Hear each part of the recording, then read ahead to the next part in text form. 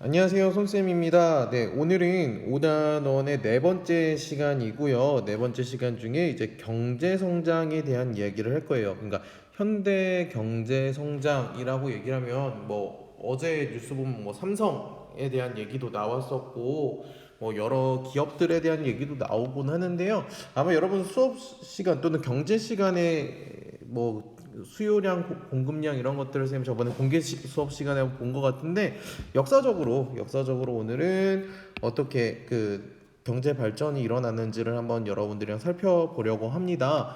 네, 그래서 뭐 국가별로 뭐 일본, 중국, 우리나라, 또 북한, 베트남, 타이완 등등의 이제 나라들의 경제가 어떻게 발전했는지를 볼 거고요. 오늘의 그 성취 기준 보시면요, 동아시아 각국에서 나타난 정치, 경제, 사회적 발전 모습을 비교하여 파악한다라고 되어 있습니다. 그래서 그 중에 경제 모습을 한번 살펴보도록 하겠습니다.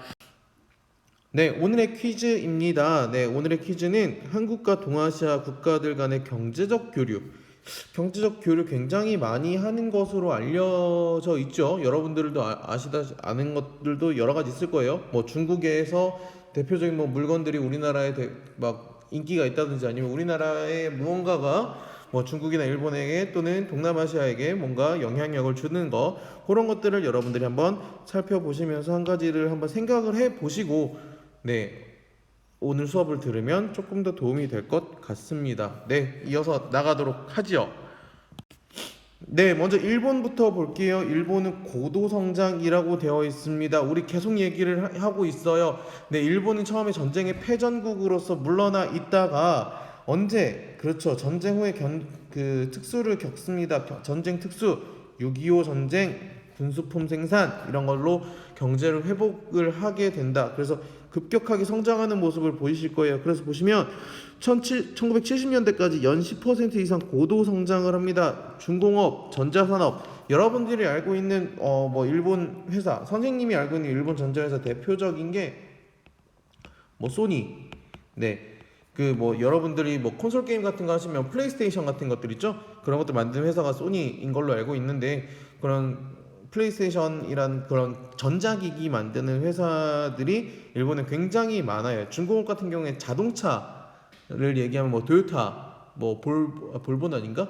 혼다, 이런 자동차 회사들, 외제차 같은 것들 만드는 걸 볼 수 있습니다. 그래서 여러분들이 요거는 조금 TMI로 넘어가면 그 동남아시아 여러분들이 여행 가시면 도요타 자동차들이 굉장히 많은 걸 볼 수 있어요. 그 정도로 일본의 영향력이 굉장히 크다는 거 여러분들 보실 수 있겠고요. 1970년대 두 차례 석유 파동, 이건 우리나라도 겪는 겁니다. 석유값이 굉장히 비싸게 나오는데 기술 개발이나 경영 합리화를 통해서 경제 위기를 극복하고 안정적으로 쭉쭉 성장해 나갑니다. 그리고 1980년대까지 굉장히 수출 최대 경제 호황을 누리게 되고요. 그러면서 문제가 됐던 것이 바로 이 거품 경제가 형성이 돼요.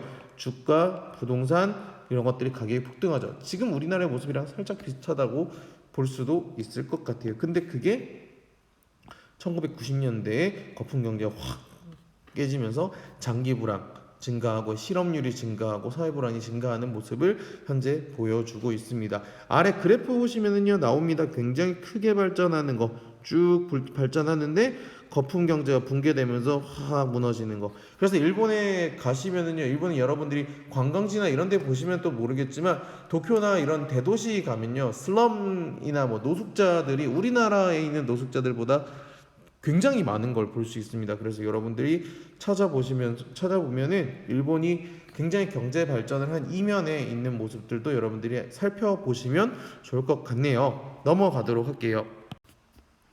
네, 그 다음에 우리나라의 경제 발전, 여러분들이 알다시피 뭐 한강의 기적이라고도 얘기를 하죠. 한강의 기적이라고도 합니다. 네, 한강의 기적이 어떻게 발전했는지, 남북 분단이 되고 전쟁 굉장히 바닥을 치고 바닥을 치고 바닥을 쳤다 그래요. 그래서 미국의 유명한 뭐 경제학자들은 그런 얘기를 해요. 이렇게 되면은 진짜로 한국은 전쟁 있고 나서 절대로 발전할 수 없을 것이다라고 얘기를 합니다. 그래서 미국이 도와줘요, 처음에는. 그래서 소비재 공업, 이때 소비재 공업을 300산업이라고 얘기를 합니다. 300산업. 뭐 밀가루, 설탕 등등 하얀 것들을 만들어내는 그런 삼백산업이 발달을 하게 되고요.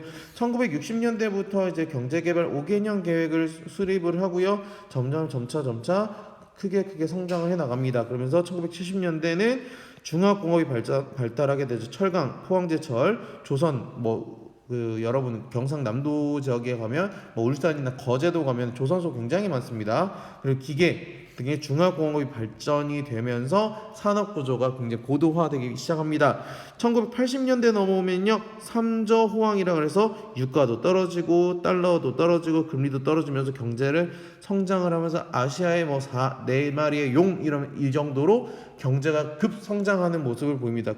그러다가 1997년 외환위기가 떡하게 오게 되는 거죠. 그러면서 구조조정도 하고 일자리도 개편하고 회사들도 합병하고 이러면서 제도의 발판을 마련하면서 다시 한번 성장해 나가고 있는 우리나라의 모습. 여러분들은 IMF 이후에 태어나셨으니까 잘 모르실 것 같은데, 선생님이 어렸을 때 IMF를 겪었을 때를 생각을 해보면 IMF가 굉장히 일반 가정에도 큰 영향을 미쳤던 것을 기억을 합니다. 요거는 여러분 궁금하시면 수업 시간에 좀 더 이야기를 해드리도록 하겠습니다. 넘어갈게요.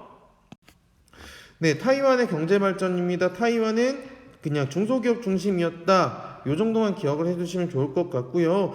하지만 2000년대에 마이너스 성장률을 거치면서 굉장히 경제가 급락했다가 점차 안정화되어가는 모습을 보인다 정도로만 간단하게 정리를 해놓고 기억을 하시면 될 것 같습니다. 중국을 넘어갈게요. 중국이 조금 경제 얘기할 때 다양하게 볼 수 있는 거거든요. 사회주의 국가잖아요. 그러니까 당연히 사회주의 경제 체제로 개편이 되면서 경제 발전을 하기 위해서 대약진 운동이라는 걸 1966년부터 76년까지 66년에 76년은 다른 거고요. 60년대 초중반에 대약진 운동을 합니다. 그래서 농업 집단을 하고 인민공사라는 것을 조직을 하면서 마을 단위의 철강 생산, 마을 단위에서 철강을 생산하기 위해 큰 노동력을 동원을 합니다. 하지만 농민들이 불만을 갖게 되고 근로유역이 떨어지면서 대규모 자연재해 등등을 해서 실패를 하고 말게 돼요. 왜 대규모 자연재해가 있었냐라고 얘기하면 마을 단위에서 인민공사를 통해서 이거 하자 저거 하자라는 모습들을 되게 보이고요. 메뚜기가 창궐을 해요. 메뚜기 참새를 잡자라는 운동이 벌어지게 되기도 하고요. 참새를 잡으니까 참새를 다 잡아놓으니까 참새가 잡아먹었던 메뚜기들이 뛰어나기 시작하는 거죠. 그러면서 대규모 자연재해, 그러면서 대약진 운동은 대실패로 마무리되는 모습을 보이기도 합니다. 넘어갈게요. 그런데 그러면서 이제 중국이 물러나게 되니까 덩샤오핑이 개혁 개방 정책을 실시하게 됩니다. 덩샤오핑 그 전까지 여기 앞서 있었던 대약진 운동은요,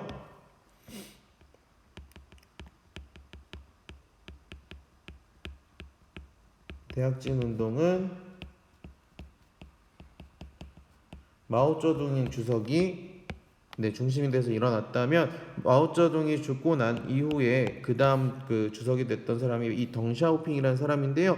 이 사람이 중국이 발전을 하려면 어느 정도 일부 시장 경제 체제가 도입이 되어야 된다라고 하면서 정책을 많이 바꿉니다. 사기업 설립을 허용하고요, 민간의 국영기업 매각하기도 하고요, 대외 개방 정책, 그래서 경제 특구 같은 것들을 설치해요. 여러분들이 아시는 것처럼 상하이, 광저우 같은 대도시, 여러분 이번에 코로나로 문제가 됐었던 우한 같은 곳도 이제 외국 자본 기술 도입을 하면서 수출을 확대하는 정책을 펼치게 됩니다. 그러면서 급성장을 해요.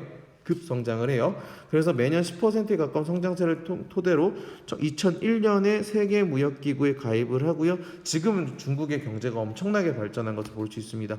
그래서 중국의 그래프 보시면요, 1990년대 후반 또는 2000년대 초반을 거치면서 급성장하는 중국의 모습을 통해서 여러분들이 이 그래프를 보면 중국의 경제 발전 모습이구나 정도 여러분들이 살펴보시면 될 것 같습니다. 넘어갈게요. 네, 이어서 북한의 경제 체제를 보시겠는데 사회주의 경제 체제인 건 여러분들이 잘 아실 거고요. 1950년대부터 중공업 중심의 경제 발전을 합니다. 하지만 1970년대 들어오면서 경제 침체가 본격화되고요. 그래서 이것을 이겨내기 위해서 합병법이라는 것을 제정을 합니다. 이 합병법이 요 아래에 나와 있는데요. 합병법 잠깐만 보고 넘어갈게요. 제 1조 보시면은요. 세계 나라들과의 경제 기술 교류와 협조를 확대 발전시키는 것은 조선노동당과 공화국 정부에 일관한 대외 경제 정책이다. 조선민주주의인민공화국은 공화국의 영역 안에서 우리나라 회사 기업소와 다른 나라 회사 기업소 간의 평등과 호혜의 원칙에 합용하는 것을 장려한다. 즉 지금 북한 자체가 지금 침체되어 있으니까 다른 나라의 회사들의 기술을 받아들이겠다라는 이야기를 하는 게 바로 이 합병법이라고 여러분들 이해하시면 되겠고요. 1990년대에 있으면서 우리 저번에 쌤이 얘기했지만 소련이 무너져요. 그러면서 굉장히 무리한 이런 정책들, 몰락, 자연재해 같은 것들을 통해서 굉장히 경제적으로 타격을 입습니다. 그래서 극심한 식량난을 겪게 돼요. 그래서 선생님이 여러분 나이 때보다 훨씬 더 어렸을 때를 되돌아보면 북한 어린이 돕기 성금 모금 이런 것들도 종종 했던 걸로 기억을 하고 있습니다. 네, 그러면서 이제 시간이 지나고 지금 여러분들이 아는 것처럼 남한과의 교류 대표적인 게 금강산 관광특구, 개성공업지구 요 이야기들을 많이 하지요. 개성공업지구에서 굉장히 크게 많이 받아들여졌던 게 여러분들이 지금 입고 있는 교복 같은 교복 업체들이 생산 공장이 개성공단에 있는 회사들이 꽤 많았던 걸로 알고 있습니다. 그런 것들도 참고해 주시면 좋을 것 같네요. 마지막으로 베트남 국가 간의 특징을 한번 살펴보면은요. 베트남은 통일 이후에 강력한 사회주의 정책을 시행하다 보니까 당연히 국가에서 통제를 하다 보니까 경제가 악화될 것 됐었는데요. 합병법 비슷한 것처럼 그리고 중국의 개혁개방 정책처럼 베트남에서도 이 도이머이 정책이라는 걸 추진을 하면서 시장 경제 체제를 일부 도입을 합니다. 그러면서 농업에 굉장히 투자를 하고요. 커피 생산 이런 것들도 많이 투자를 한다 그래요. 그래서 세계 3대 쌀 생산지가 바로 베트남이지요. 그러면서 지금 점차 공업 분야에서도 발전을 하기 위해서 노력을 하고 있는 모습을 볼 수 있습니다. 여러분 그래서 사료를 한번 보시면요. 가장 중요한 것은 주인 역할, 즉 노동자가 열성을 발휘하여 군중 운동을 이행하는 것이며 동시에 생산관계 혁명, 과학기술 혁명 및 사상 문화 혁명을 조성하기 위한 경제정책, 사회정책을 쇄신하는 것이다 라고 해서 국가적으로 이 도이머이 정책을 적극적으로 추진하고자 하는 모습을 살펴볼 수 있습니다. 그러면서 동아시아 영내에서 굉장히 교육이 점점 확대가 되어 가게 되는 거죠. 냉전 체제에 있을 때는 미국을 중심으로 한국, 일본, 타이완 연결했는데 점점 중국이 개혁개방 정책을 추진하니까 한, 중, 일 간의 교역 규모가 급증하게 되는 거죠. 그래서 중국 같은 경우에는 한국에 투자를 받기도 하고 일본에 투자를 받기도 하고 중국 기업 중에 대표적인 게 우리나라에 영향을 끼치는 게 화웨이나 샤오미 같은 제품들 통해서 볼 수 있죠. 그래서 여러분들 메이드 인 차이나 같은 제품들 많이 보잖아요. 그런 것들이 점점 굉장히 많이 교역을 하게 된다라고 여러분들이 보시면 될 것 같습니다. 그러면서 여기 보시면은 우리나라 경제 비중도 확대가 되면서 인적 문화적 교류도 굉장히 증가를 해요. 그래서 대표적인 게 중국인 유학생 수가 굉장히 많은데요. 선생님이 대학 다닐 때 몇 년 전이죠. 얼마 안 됐어요. 네. 선생님 대학 다닐 때 중국인 유학생들이 굉장히 기숙사에 많이 살았던 거, 그리고 주변에서 많이 살았던 것을 기억을 해요. 아마 여러분들이 대학을 가셔도 우리나라 학생들뿐만 아니라 해외 유학생들도 굉장히 많습니다. 베트남 유학생이라든지 아니면 중국 유학생이 대부분을 차지하는데 뿐만 아니라 아프리카에서 온 친구들도 있을 거고요. 물론 동아시아사랑은 좀 다르겠지만 세계 각국에서 오는 외국인 유학생들이 있다는 거 여러분들이 기억을 해주시면 좋겠고요. 이 기숙사 방수 보시면 굉장히 많이 늘어나고 있는 거 보이시죠? 중국인 유학생들 학교마다 굉장히 기본 1000명 단위로 있는 거 보실 수 있을 겁니다. 한 10% 정도 차지하네요. 네. 오늘 내용 정리를 하다 하면은요, 그 경제 발전에 대한 얘기를 합니다. 경제 발전에 대해서 얘기를 하고 각각의 특징이 있었죠. 일본, 한국, 그 다음에 타이완, 그 다음에 중국, 그 다음에 북한, 그 다음에 베트남까지. 네, 그래서 일본 같은 경우에는 그 경제 성장이 굉장히 크게 성장을 하죠. 경제 호황, 네, 전쟁 특수를 시작으로 해서 점점 크게 발전을 하는데 거기 이면에 있었던 네, 거품 경제가 만들어지기도 했었다라는 거 1990년대에 터졌다 정도 보시면 되겠고요. 우리나라 같은 경우에는 경제개발 5개년 정책이 일어났다가 네, 한번 꺾이게 되는 게 우리나라는 IMF 위기 겪었었다 보시면 되겠고 타이완은 아까 얘기했지만 중소기업 중심이었는데 네, 물론 2000년대 초반에 마이너스 성장 있었다는 거 정도. 그다음에 중국 같은 경우에는 여러 가지 정책들이 있었죠. 제일 먼저 하려고 했지만 실패했던 대약진 운동 하려고 했지만 실패를 하고요. 그리고 나서 성장을 하는 네, 개혁